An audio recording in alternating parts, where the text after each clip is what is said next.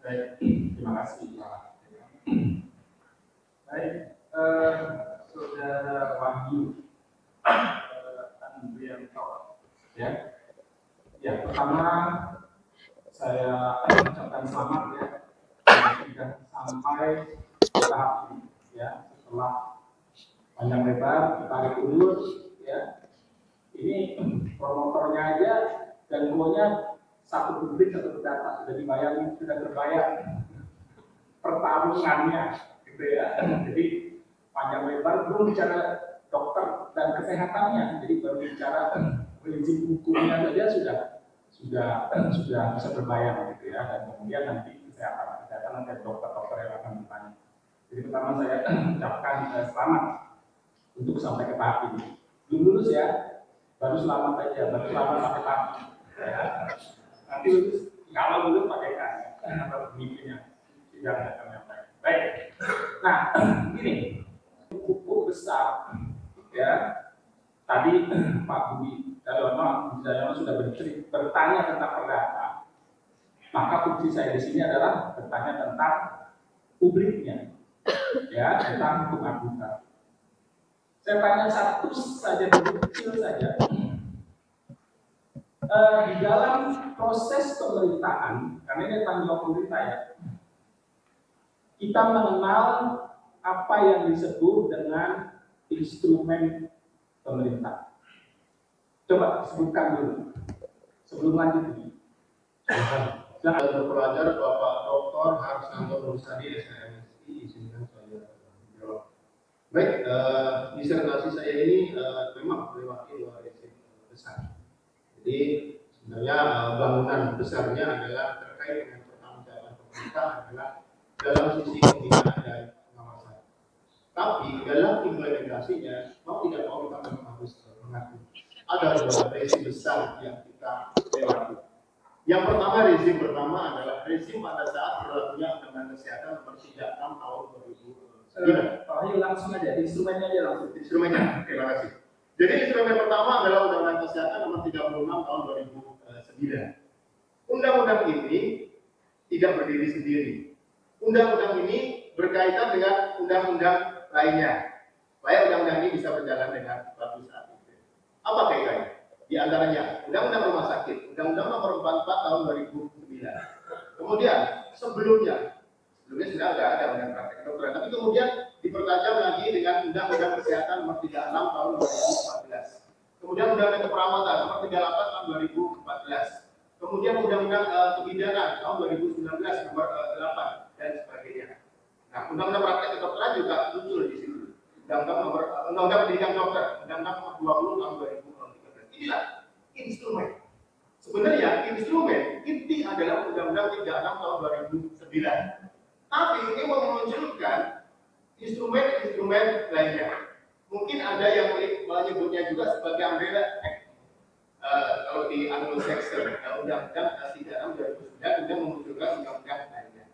Nah, rezim berikutnya adalah munculan undang-undang kesehatan. Nanti Pak, saya belum tanya itu. Saya baru tanya instrumen pemerintah. Instrumennya ada 4 itu.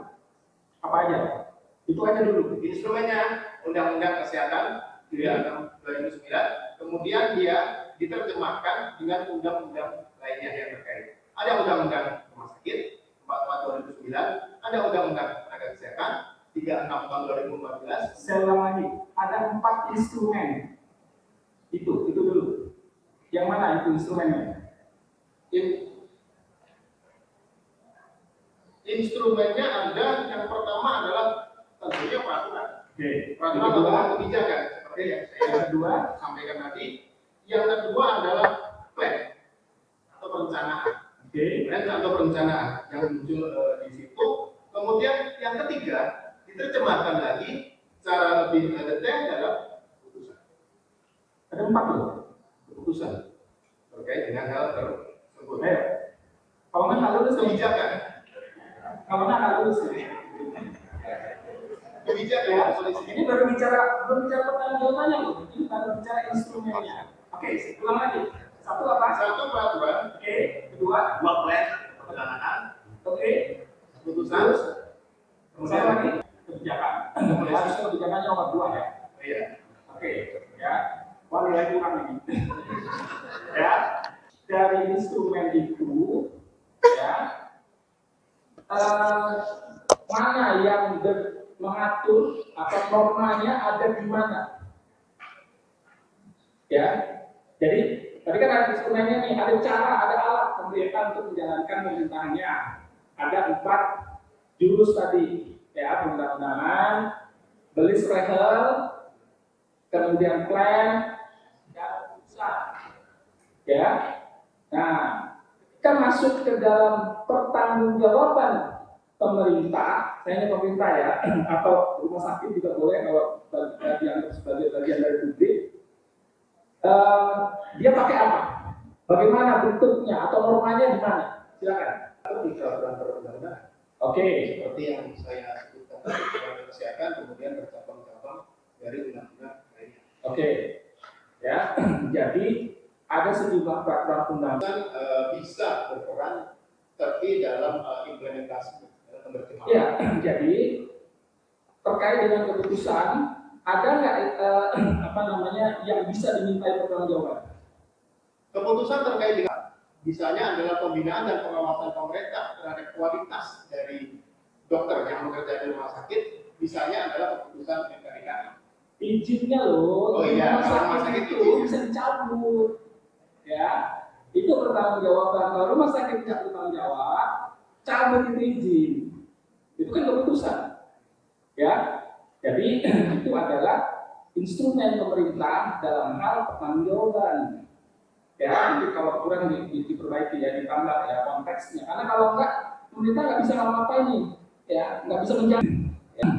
Yang kedua, ya, pada undang-undang baru, undang-undang kesehatan yang baru, yang sudah digabung tadi, yang banyak tadi digabung, ya, bahwa pemerintah tetap bisa pertama dimintai pertanggungjawaban atau bertanggung jawab terhadap bidang kesehatan. Ini undang-undang baru ya, undang baru.